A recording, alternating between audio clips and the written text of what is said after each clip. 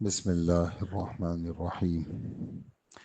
الحمد لله رب العالمين، والصلاة والسلام على نبينا محمد وآله وأصحابه أجمعين.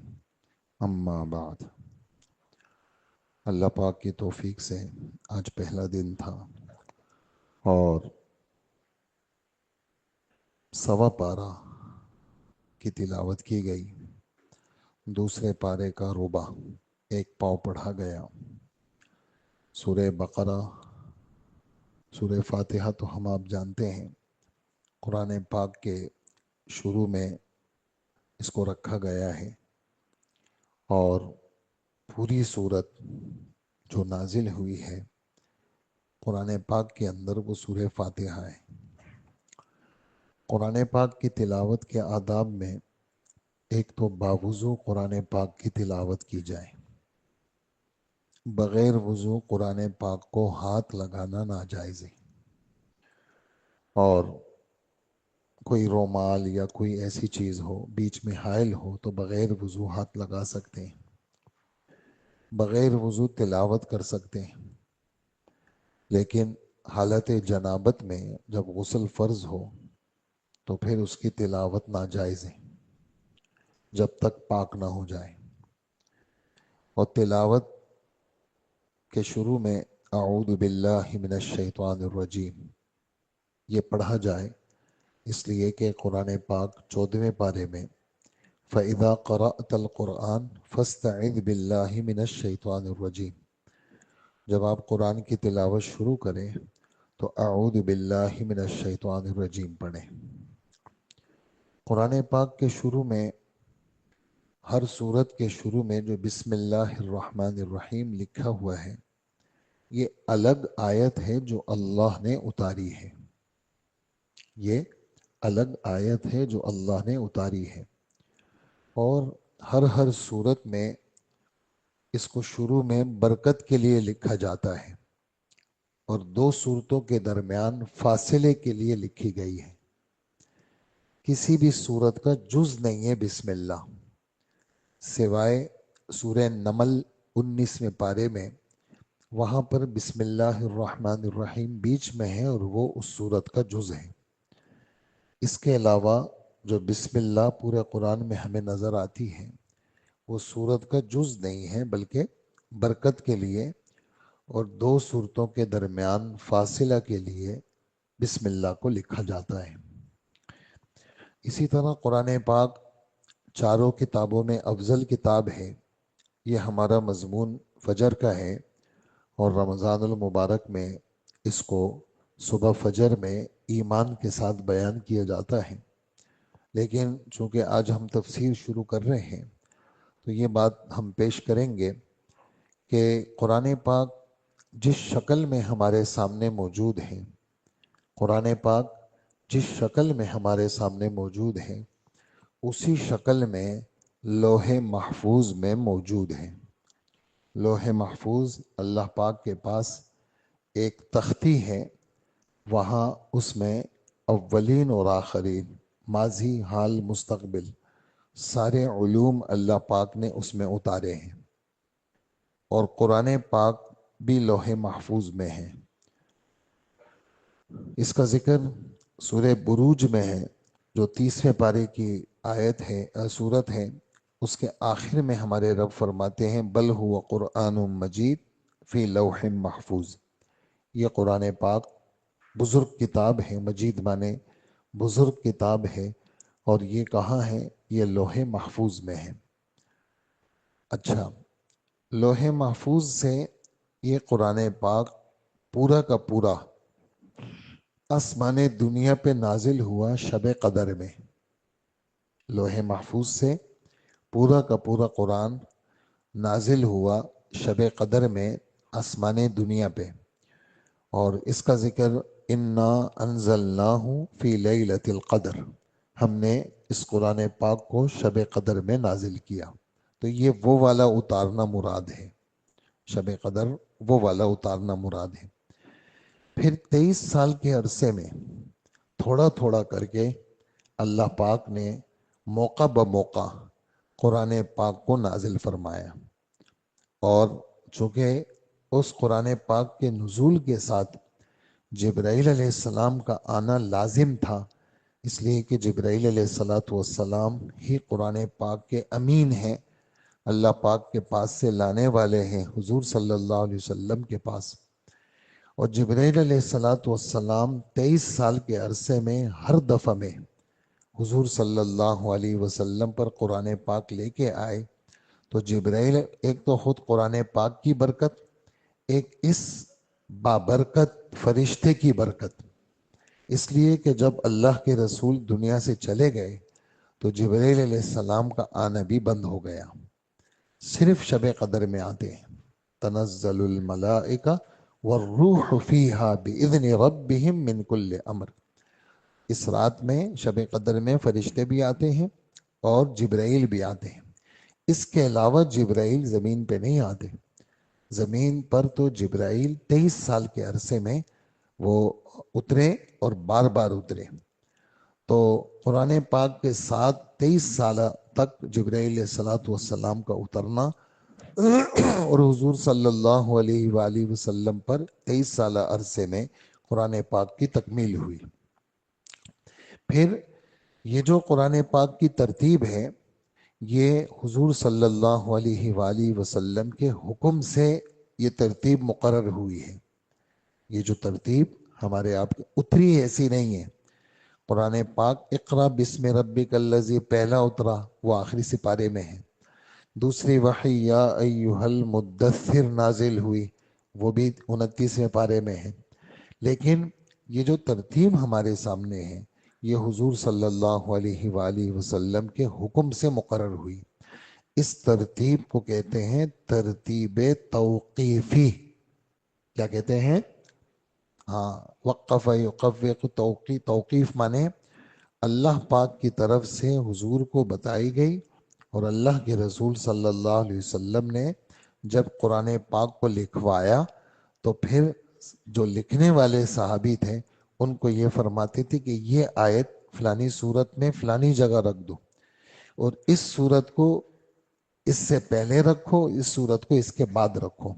میں یہ مضمون کافی لمبا ہے، میں صرف یہ بات بتانا چاہتا ہوں کہ جو لوگ مسلمانوں کے دلوں میں شکوک و شبہات ڈالتے ہیں قرآن پاک کے بارے میں، تو یہ سارے شکوک و شبہات غلط ہیں۔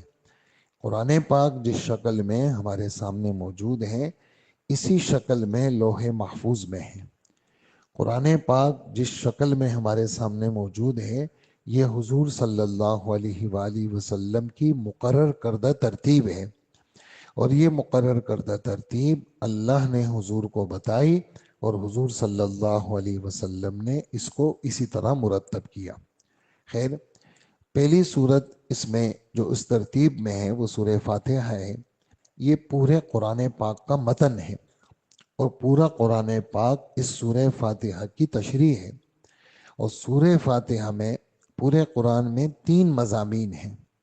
ایک، اللہ بڑے ہیں اور اللہ کی طاقت بڑی ہے، اللہ کی صفات، اللہ ایک ہے، لا الہ الا اللہ۔ یہ پورے قرآن پاک میں فاتحہ سے لے کر والناس تک یہ مضمون چلتا ہے، مختلف شکلوں میں، لیکن مضمون ایک ہی ہے۔ جیسے قل هو اللہ احد، اللہ ایک ہے، اللہ الصمد، اللہ بے نیاز ہے، لم یلد، اللہ کی کوئی اولاد نہیں ہے، ولم یولد، وہ اللہ کسی کی اولاد نہیں ہے، ولم یکن لہ کفوا احد، اللہ کا برابر کا کوئی نہیں ہے۔ تو یہ بھی لا الہ الا اللہ کی تعبیر ہے۔ تو فاتحہ سے لے کر والناس تک جو مضمون چلے ہیں وہ 3 ہیں۔ نمبر 1، اللہ ایک ہے، توحید کہتے ہیں اس کو۔ نمبر 2، رسالت، اللہ پاک نے اپنے بندوں کی ہدایت کے لیے، اللہ پاک نے بندوں کی ہدایت کے لیے رسولوں کا سلسلہ شروع فرمایا، جو آدم علیہ السلام اس کے ابتدا میں ہے اور محمد صلی اللہ علیہ وسلم اس کے انتہا میں ہیں۔ اور اللہ جل جلالہ نے اپنی بات بتانے کے لیے انبیاء علیہ الصلاۃ والسلام کو بھیجا، تو قرآن پاک میں دوسرا مضمون اللہ نے رسالت کو بیان کیا ہے۔ جا بجا قرآن پاک میں مختلف نبیوں کے قصے، 100 نبیوں کے نام نہیں ہوں گے قرآن میں، لیکن تقریباً 1.25 لاکھ یا 2 لاکھ یا 2.5 لاکھ اللہ پاک نے نبی بھیجے، یہ بات احادیث میں موجود ہے۔ تیسرا مضمون جو قرآن پاک کا ہے وہ آخرت کا ہے۔ ایک دن یہ دنیا ختم ہوگی اور سب کے سب لوگوں کو اللہ کے سامنے پیش ہونا ہوگا، سب کو اللہ ختم کریں گے، پہلے انسان سے لے کر آخری انسان تک اللہ پاک سب کو زندہ کریں گے، سب میں اللہ جان ڈالیں گے، اور سب جیسے پیدا ہوئے تھے اسی طرح اللہ کے سامنے جائیں گے۔ اسی میں جنت کا بیان، اسی میں دوزخ کا بیان، قیامت کے دن کا بیان۔ تو یہ 3 مضمون پورے قرآن پاک میں بیان ہوئے ہیں۔ سورہ فاتحہ میں تینوں مضمونوں کا اشارہ موجود ہے۔ سورہ فاتحہ میں تینوں مضمونوں کا، اور سورہ فاتحہ سورہ دعا ہے۔ اس میں ایک بڑی قیمتی چیز اللہ سے مانگی گئی ہے، وہ کیا ہے؟ ہدایت، سیدھے راستے پہ چلنا۔ کن لوگوں کے راستے پہ چلنا؟ نبیوں کے راستے پہ چلنا، صدیقین کے راستے پہ چلنا، شہداء کے راستے پہ چلنا، نیک لوگوں کے راستے پہ چلنا۔ اور کن لوگوں کے راستے پہ نہیں چلنا؟ جن پر غصہ ہے اور جو گمراہ لوگ ہیں، جو مغضوب علیہ، جن پر غصہ ہے، ضالین جو گمراہ ہیں۔ مغضوب علیہم میں کا مصداق قرار دیتے ہیں یہودیوں کو، اور ضالین کا مصداق قرار دیتے ہیں عیسائیوں کو، ورنہ دنیا کے سارے گمراہ فرقے وہ کیا ہے؟ اس میں شامل ہیں۔ تو اور اس سورہ فاتحہ کو سورۃ الشفا بھی کہتے ہیں، اس سورہ فاتحہ کو سورۃ الشفا بھی کہتے ہیں۔ ہمارے نبی صلی اللہ علیہ وسلم فرماتے ہیں اللہ پاک نے اس سورت میں شفا رکھی ہے، اور ہمارا اکابر کا معمول ہے فجر کی سنتوں اور فرضوں کے بیچ میں اس سورہ فاتحہ کو وہ پڑھتے ہیں اور اس کا معمول رکھتے ہیں، اور اللہ جل جلالہ کتنے سارے مشکلات اور کتنی ساری پریشانیاں اللہ پاک لوگوں کی اس کی برکت سے حل کرتے ہیں۔ اس لیے آسان اس کا پڑھنا، 7 دفعہ اس کو پڑھا جائے اور پڑھ کر کے اس کو دم کیا جائے، تو اللہ پاک نے اس صورت میں شفا بھی رکھی ہے۔ یہ صورت سورہ شفا بھی ہے، بس دل کا یقین ہونا چاہیے۔ اس کے بعد جو صورت ہمارے سامنے ہے سورہ بقرہ۔ بقرہ کے لفظی معنی تو گائے کے آتے ہیں۔ تو یہ جو صورت ہے، اس صورت میں مضامین تو کافی سارے ہیں، لیکن زیادہ تر رخ اس صورت کے اندر وہ یہودیوں کی طرف ہے۔ آپ نے سنا یا بنی اسرائیل، 3 دفعہ سنا آپ نے یا بنی اسرائیل شروع میں، اس کے فوراً ایک رکوع کے بعد، اس کے بعد آپ نے آخر میں یا بنی اسرائیل سنا۔ یہ جو اسرائیل ہے یہ یعقوب علیہ السلام کا نام ہے۔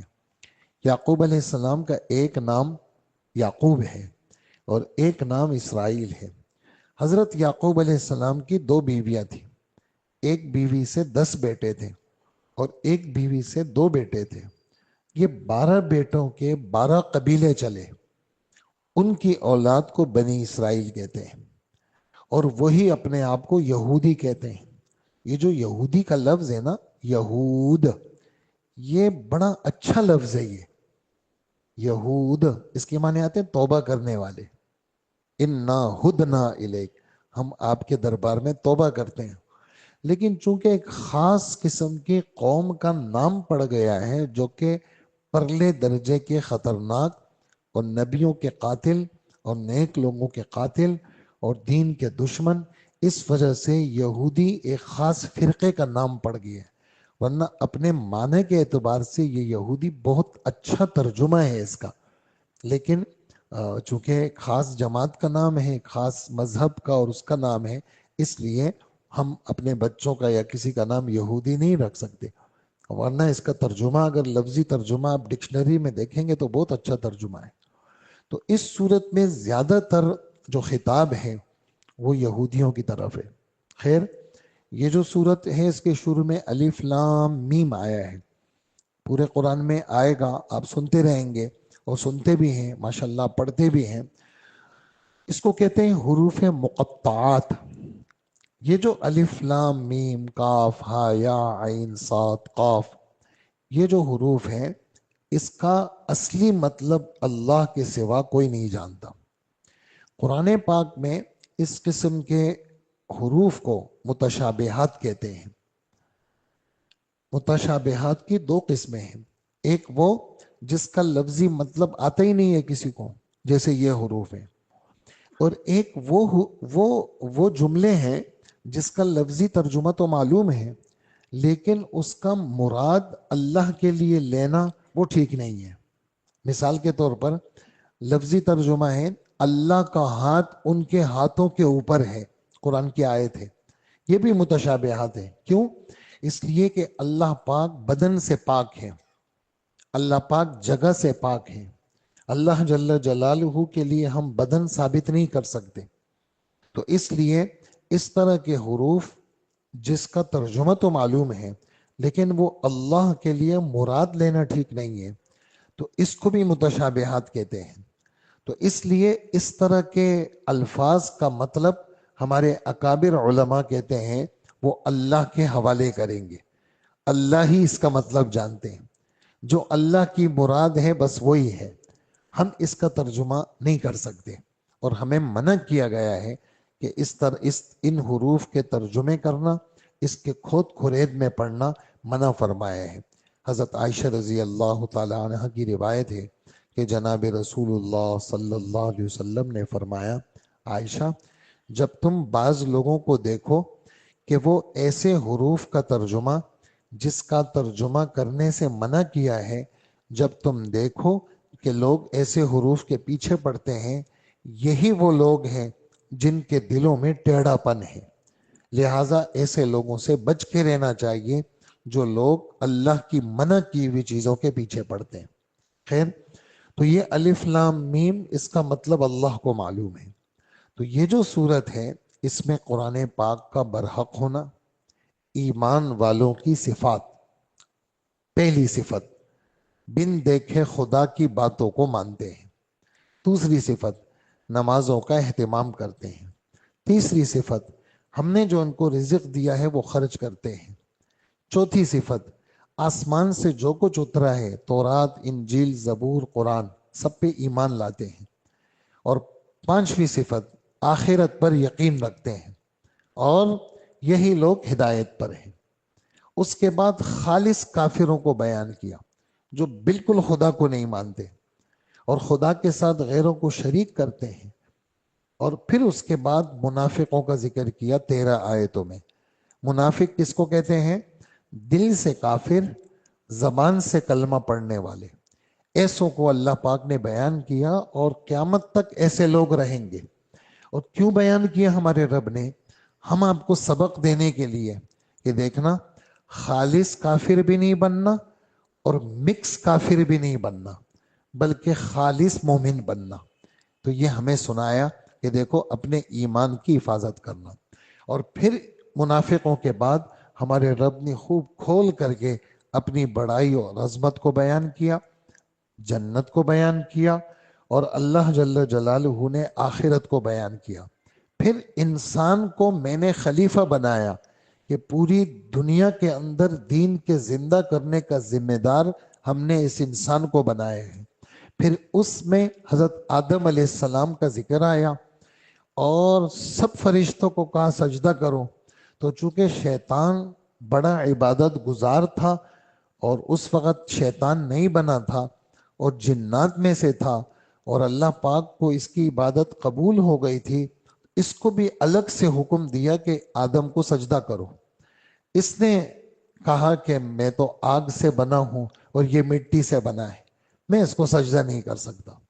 یہاں بھی میرے رب نے اس قصے کو ذکر کیا، 8ویں پارے میں بھی میرے رب نے اس کو ذکر کیا، 15ویں پارے میں بھی میرے رب نے اس کو ذکر کیا، اور 23ویں پارے میں بھی میرے رب نے اس کو ذکر کیا، اور الگ الگ انداز سے ذکر کیا۔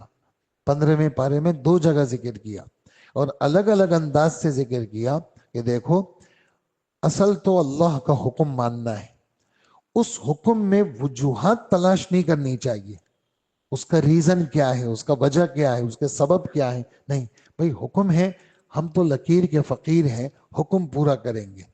تو اس قصے میں یہ سبق ملا کہ جو بھی اپنے کو بڑا سمجھے گا، ہاں، تکبر عزازیل لا خوال کرد، بزندان لعنت گرفتار کرد۔ ایک شاعر، فارسی کا شاعر ہے، وہ کہتا ہے کہ اپنے کو بڑا سمجھنے نے شیطان کو برباد کر لیا، اور قیامت تک کے لوگ اس پہ لعنت بیچتے ہیں کہ خدا کی لعنت ہو شیطان پر۔ تو یہ قصہ ہمارے رب نے ذکر کیا۔ پھر جیسے میں نے شروع میں عرض کیا، پارے کے آخر تک زیادہ تر خطاب کن کو ہے؟ یہودیوں کو ہے۔ اور آج بھی آپ دیکھیں پوری دنیا کے اندر اگر کہیں بھی آپ کو کچھ بھی شرارت نظر آتی ہے، اس کے پیچھے یہودی کا ہاتھ ہے۔ پوری دنیا میں کہیں پر بھی کسی کونے کھانچے میں کہیں بھی آپ کو شر اگر نظر آتا ہے تو اس کے پیچھے یہودی ہے، یہودی کا۔ اور عیسائی وہ اپنے مذہب اور مسلک کے لحاظ سے مسلمانوں کے قریب ہیں، یہ بات قرآنی بات ہے، لیکن عیسائی جو برباد ہوئے وہ بھی یہودیوں کی شرارت سے برباد ہوئے۔ تو پہلا پارہ ہمیں سبق دے رہا ہے، اس پہلے پارے میں بھی بیان ہے، آگے جا کر کے کافی تفصیل ہے یہودیوں کے بارے میں۔ ہمارے رب یہودیوں کو قیامت تک، یہ قرآن چونکہ قیامت تک کی کتاب ہے، تو قیامت تک ہمارا رب ان یہودیوں کو دعوت دے رہے، اے بنی اسرائیل، یعنی نبی کی اولاد ہو تم، اے بنی اسرائیل نبی کی اولاد ہو تم، دیکھو آ جاؤ، ہمارے یہ پیغمبر جو تمہاری کتابوں میں اس کی نشانی موجود ہے، جیسے تم اپنے بیٹوں کو جانتے ہو، چونکہ بیٹیوں کو عام طور سے معاشرے میں لفٹ نہیں کراتے تھے لوگ، بیٹوں کو زیادہ ترجیح دیتے تھے، جیسے تم سر سے لے کر بیٹے کو جانتے ہو اپنے، ایسے ہی محمد صلی اللہ علیہ وسلم کو جانتے ہو، لہٰذا تم محمد صلی اللہ علیہ وسلم کو اپنا رسول مان لو۔ کہ جا بجا ان کی شرارتوں کا ذکر تم دیکھ رہے تھے کہ ہم نے فرعون کو غرق کیا، اور دیکھو تم نے پھر بچڑے کو خدا بنا لیا، اور دیکھو تمہیں مچھلی کے شکار سے منع کیا، لیکن دیکھو تم نے ہیلا کر کے مچھلی کے شکار کو کیا، اور ہم نے تمہاری شکلوں کو بندر بنا دیا۔ اور گائے کا قصہ کیا ہوا؟ بنی اسرائیل میں قتل ہوا، ہمارے رب موسیٰ علیہ السلام پہ وحی آئی، کوئی سا بھی گائے، کوئی سا بھی بیل لے کر کے، اور جو ہے نا وہ جو مردہ ہے اس جانور کا ذبح کر کے اس کے بدن کے کسی حصے کو بھی مار لو تو وہ زندہ کر دیں گے اللہ پاک اس کو، اور جو ہے نا وہ تمہیں قاتل کا پتہ بتا دے گا۔ لیکن ان ظالموں نے کیا کہا؟ وہ کیسی گائے ہوگی، وہ بیل کس طرح ہوگا، وہ گائے کیسی ہوگی؟ پھر وہی آئی کہ ایسی ہوگی، نہیں نہیں رنگ بتا دیں، وہ رنگ کیسا ہوگا؟ بھی رنگ بھی بتا دیا، نہیں نہیں یہ تو بہت مشکل ہو گیا، اب ہمیں جو ہے نا وہ گائے کا پتہ کیسے چلے گا؟ اور پھر کہا کہ ہم آپ سے پوچھتے ہیں کہ آپ دوبارہ بتائیں۔ تو پھر جناب وہ ساری شرائط حضور صلی اللہ علیہ وسلم فرماتے ہیں اپنی حدیث میں، کاش یہ کسی بھی جانور کو ذبح کر دیتے ان کا کام ہو جاتا، لیکن وَلَكِنْ شَدَّدُوا فَشَدَّدَ اللَّهُ عَلَيْهِ، انہوں نے اپنے آپ پہ معاملہ سخت کیا، اللہ نے بھی سخت کر لیا۔ اور اللہ جل جلالہ نے وہ مردہ تو زندہ ہو گیا، لیکن اللہ پاک نے اس میں ایک سبق دیا۔ ایک سبق تو یہ دیا کہ اللہ جل جلالہ جو حکم دے اس کو مان لینا چاہیے، اس میں نکتہ چینی نہیں کرنی چاہیے۔ دوسرا سبق اللہ جل جلالہ نے یہ دیا، جیسے آج اس جانور کے مارنے سے ہم نے اس مردہ کو زندہ کیا، ایک دن ایسا آئے گا اسرافیل علیہ السلام کے سور کی وجہ سے ہم مردہ انسانوں کو بھی زندہ کریں گے۔ گویا اس مردے کا زندہ ہونا قیامت کے زندگی کے اوپر ہمارے رب نے بطور دلیل کے پیش کیا۔ اسی طرح یہ یہودی اپنے آپ کو ابراہیم علیہ السلام کی طرف منسوب کرتے تھے، ہمارے رب نے اس پارے کے آخر میں ابراہیم علیہ السلام کا امتحانات، ان کی برکت سے بیت اللہ کی تعمیر، انہی کی دعا کی برکت سے محمد صلی اللہ علیہ وسلم کی آمد، اور پھر حضرت یعقوب علیہ السلام نے اپنے بچوں کو کیا دعوت دی اس کا ذکر کر کے اس میں بھی یہودیوں کے اوپر رد کیا. اور ہمارے رب نے اس پارے کے آخری صفحے میں یہ بات بتائی کہ اللہ کے دین کے رنگ میں رنگ جاؤ، اور وہ رنگ محمد صلی اللہ علیہ وسلم کا رنگ ہے. محمد صلی اللہ علیہ وسلم نے جو دین دیا ہے وہی اللہ کے دین کا کیا ہے؟ وہ رنگ ہے. اچھا، ایک بات جو دوسرے پارے کے شروع میں آئی وہ کیا ہے کہ ہمارے نبی صلی اللہ علیہ وسلم مدینہ آئے تو اب مکہ مکرمہ میں ہمارے نبی بیت اللہ میں اس طرح نماز پڑھتے تھے کہ بیت اللہ کی طرف بھی منہ ہوتا تھا اور بیت المقدس کی طرف بھی ہوتا تھا. لیکن جب حضرت مدینہ تشریف لائے تو مثال کے طور پر اگر بیت اللہ اس طرف ہے تو بیت المقدس اس طرف تھا. یعنی مدینہ میں قبلہ جنوب کی طرف ہے تو بیت المقدس شمال کی طرف. اب اگر اللہ کے رسول اس طرف منہ کریں تو اس طرف پیٹھ ہو رہی ہے. لیکن چونکہ یہودیوں کا قبلہ بیت المقدس تھا، ہمارے نبی نے 16 مہینے مدینہ کے شروع کے دنوں میں 16 مہینے بیت المقدس کی طرف منہ کر کے نماز پڑھی. 16 مہینے کے بعد ہمارے نبی کی بہت چاہت تھی کہ قبلہ کیا بن جائے؟ بیت اللہ بن جائے. اللہ پاک نے حکم نازل فرمایا فَوَلِّ وَجْهَكَ شَطْرَ الْمَسْجِدِ الْحَرَامِ، تو قبلہ مدینہ میں جنوب کی طرف بیت اللہ کی طرف ہو گیا. اس کا ذکر دوسرے پارے کے تقریباً آپ سمجھیں کہ 2 رکوع میں ہے. اور اللہ پاک نے ان یہودیوں کو بے وقوف کہا کہ پرلے درجے کے بے وقوف ہیں. جب اللہ نے حکم دے دیا کہ بیت اللہ کی طرف منہ کر کے نماز پڑھو، مدینہ میں جنوب کی طرف قبلہ ہے، تو یہ ظالم کہنے لگے انہوں نے بیت المقدس کو کیوں چھوڑا، ہمارے قبلے کو کیوں چھوڑا؟ حالانکہ حکم کس نے دیا تھا؟ تو اللہ نے دیا. تو اللہ کے حکم میں نکتہ چینی کرنا یہ یہودی صفت ہے. تو بار بار ہمارے رب ہماری تربیت فرما رہے ہیں کہ جب حکم آ جائے اللہ کا تو مسلم کا ترجمہ کیا ہے؟ اپنے سر کو جھکا دینے والا. مسلم کا ترجمہ کیا ہے؟ ہاں، اللہ کے حکم کے سامنے سر جھکا دینے والا، یہودیوں کی طرح اعتراض نہ کرنے والا.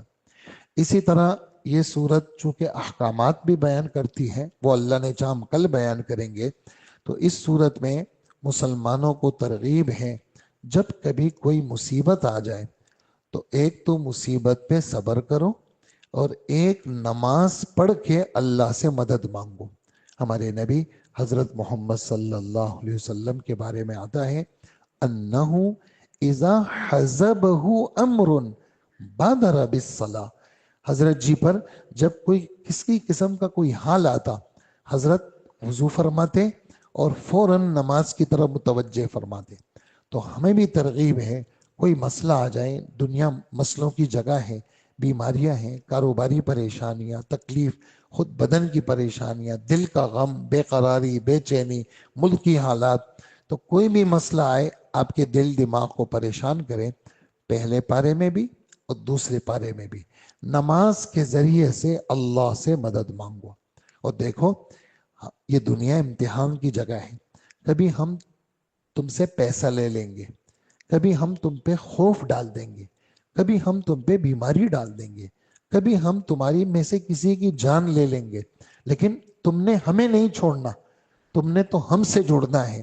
اور اللہ کے ساتھ بندہ جڑتا ہے 2 چیزوں سے، صبر اور شکر. صبر اللہ کے حکموں پر جم جانا، صبر اللہ کے حکموں پر جم جانا. یہ صبر حبس النفس، اپنے آپ کو روکنا، چاہے مصیبت کے وقت میں جزا فضا سے اپنے آپ کو روکنا، اور گناہ کی طرف میلان ہے تو گناہ سے اپنے آپ کو روکنا، اور جو ہے وہ نیکی کا جی نہیں چاہ رہا، نہیں، نیکی پہ اپنے آپ کو جھپانا. تو صبر والوں کو خوشخبری دے دیں.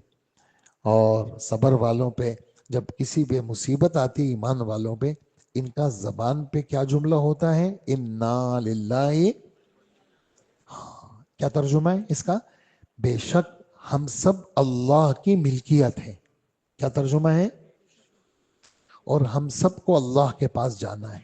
ہمارے نبی صلی اللہ علیہ وسلم فرماتے ہیں 10 سال پہلے ایک مصیبت آئی، آج یاد آئی، دل پہ ایک چبھن ہو گئی، یار میرے والد کا انتقال ہوا تھا، یار میرے جوان بیٹے کا انتقال ہوا، اندر چبن ہو گئی. اس کی زبان سے نکلا انا للہ و انا الیہ راجعون. آپ صلی اللہ علیہ وسلم فرماتے ہیں جو ثواب 10 سال پہلے اس کو ملا تھا، آج ان جملوں کی ادائیگی کی وجہ سے اس کو ثواب ملے گا. اس لیے اور ایسے جملے ادا کرنے والے پر خصوصی رحمتیں بھی برستی ہیں اور عمومی رحمتیں بھی برستی ہیں. تو یہ اس صورت کے احکامات ہیں. اور ایک بات جو اس میں یہ بیان ہوئی، ہمارے رب نے بیان کی ہے، حلال کا استعمال. دیکھو حرام قیامت تک دنیا میں حرام چل رہے ہیں، اور اللہ کا فضل ہے ہمارا ملک اللہ پاک سلامت رکھے، اور اللہ پاک ہمارے ملک کو اور اچھا کر دے، اور جو ہمارے ملک میں کمیاں ہیں اللہ اس کو دور کر دے. اللہ کا فضل ہے عمومی طور پر حرام کا استعمال نہیں ہے. ذبح میں بھی لوگ خیال رکھتے ہیں، اور جو بالکل خالص حرام ہے اللہ پاک نے ہماری حفاظت کی ہے.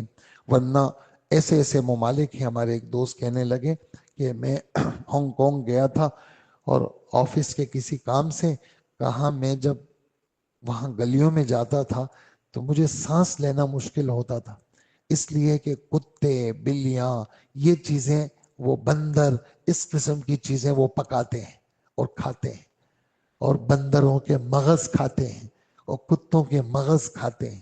یعنی نام لینا بھی، یعنی اس وقت نام لینے سے بھی گن آتی ہے. ہمارے رب نے قرآن پاک کے اندر اس صورت میں اس طرح کی تمام چیزوں پہ چھرا پھیرا ہے، اور پاکیزہ اور حلال چیزیں. حضرت محمد صلی اللہ علیہ وسلم کی برکت سے اللہ پاک نے ہر خبیث چیز کو حرام کر دیا، اور ہر پاکیزہ چیز کو ہمارے رب نے کیا کیا ہے، وہ حلال کیا ہے. اور پھر حلال چیز ہے، لیکن اگر محمد الرسول اللہ کے ترتیب پہ ذبح نہیں ہوا تو وہ بھی حرام ہو جائے گا. اب بکری مرغی یہ حلال ہے، لیکن اگر محمد صلی اللہ علیہ وسلم کی ترتیب پہ ذبح نہیں ہوا تو وہ حلال بھی کیا ہو جائے گا. ہاں، اس لیے بسم اللہ اللہ اکبر. پھر گلے پہ چھرا پھیرنا جس میں 4 قسم کی نسیں ہیں وہ کٹ جائے اور خون اس میں اچھل کر کے نکل جائے، تب جا کر کے چیز کیا ہوگی، وہ حلال ہوگی.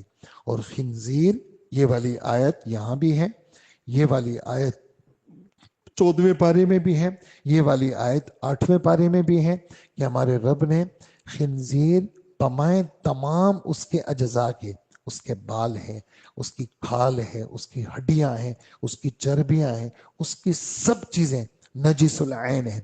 نجس العین آپ کہیں گے یہ کیا ہے؟ یہ فقہ کی اصطلاح ہے. نجس العین جیسے پیشاب ہے، کچھ بھی آپ کر لیں پیشاب کبھی فلٹر نہیں ہو سکتا، یعنی پاک نہیں ہو سکتا. جیسے پخانہ ہے، کچھ بھی کر لے آدمی، پخانہ کبھی پاک نہیں ہو سکتا. یعنی جس چیز کی ذات گندی ہے، تو یہ جو خنزیر ہے اس کی ذات گندی ہے. اللہ جل جلالہ نے اس کے اندر یعنی حلال ہونے کا عنصر ہی نہیں رکھا اللہ پاک نے. اس کو ہمارے رب نے بار بار بیان کیا ہے. اور یہ کیوں بیان کیا؟ ہم آپ، اللہ پاک کا فضل ہے ہمارا معاشرہ اچھا ہے، لیکن دنیا بھر کے اندر باقاعدہ اس کے فارم ہیں، اور لوگ باقاعدہ نعوذ باللہ اس کا جو ہے وہ گوشت بھی کھاتے ہیں، اس کی کھال. اور ہمارے کتنے سارے تعلق والے ہیں ان کے ہاں اس گندی چیز کے جیکٹ وغیرہ آتے ہیں، چاہے وہ کتنی قیمتی ہو، لیکن وہ ردی میں اس کو پھینک دیتے ہیں. حالانکہ انہوں نے پیسے دے کے ایک لاٹھ منگوایا ہوتا ہے، ان کے پاس آتا ہے وہ، لیکن وہ بالکل 1 روپیہ لینا اپنے لیے حرام سمجھتے ہیں. اس لیے کہ ہمارے رب نے جب اس کو حرام کیا ہے تو اس کی کوئی بھی جیکٹ ہو، کوئی بھی چیز ہو، ہم اس کو اپنے لیے کسی بھی صورت میں حلال نہیں سمجھتے. چونکہ سمجھ ہے اور باتیں سنتے ہیں، علم رکھتے ہیں، تو اس طرح کے حرام چیزوں سے ہمارے مسلمان اس سے بچتے ہیں. تو یہ اس صورت کے جو مضامین تھے وہ میں نے آپ کی خدمت میں چیدہ چیدہ بیان کیے. اللہ پاک آگے بھی ہمارے لیے یہ باقی دن بھی آسان فرمائے، اور عافیت کے ساتھ اللہ پاک ہمارے اس قرآن پاک کو مکمل فرمائے. اللہم صلی علی سیدنا و مولانا محمد وآلہ واصحابہ اجمعین. اے اللہ ہماری نماز قبول فرما، 20 رکعت تراویح قبول فرما، قرآن جو پڑھا گیا وہ قبول فرما، وطر قبول فرما. اللہ ہمارے بہت سارے بزرگ چھوٹے بڑے بھائی اس محفل کی زینت بنے۔ اللہ پاک ان بھائیوں کا بیٹھنا قبول فرما۔ اللہ ہمیں قرآن پاک کے ساتھ رشتہ ہمارا جوڑ دے، آسمانی علوم ہمیں دے دے۔ اللہ پاک ہمارے عمل میں بھی لیا، اور اے اللہ پاک ہمیں دوسروں کو بتانے والا بھی بنا۔ اللہ پاک ہمیں کافر نہ بنا، اللہ منافق نہ بنا، اللہ ہمیں پکا مومن بنا۔ اللہ یہودی خصلت سے ہماری حفاظت فرما، عیسائی خصلت سے ہماری حفاظت فرما۔ اللہ خالص حرام سے ہمیں بچا، اور اے اللہ شبہ والے حرام سے بھی ہمیں بچا، اور خالص حلال ہمیں عطا فرما۔ اللہ قرآن پاک پر ہمارا ایمان مضبوط فرما۔ اے اللہ اس رمضان میں ہمیں برکتیں دے دے، ہمیں بیماریوں سے بچا لے، اور جو موجودہ بیماریاں ہیں اس کو شفا سے مبدل کر لے۔ اللہ خیر کا فیصلہ کر لے، اور شر سے ہمیں بچا لے، ہماری دعائیں قبول فرما لے۔ وصلی اللہ وسلم علی نبینا محمد وآلہ واصحابہ اجمعین، آمین برحمتک یا ارحم الراحمین۔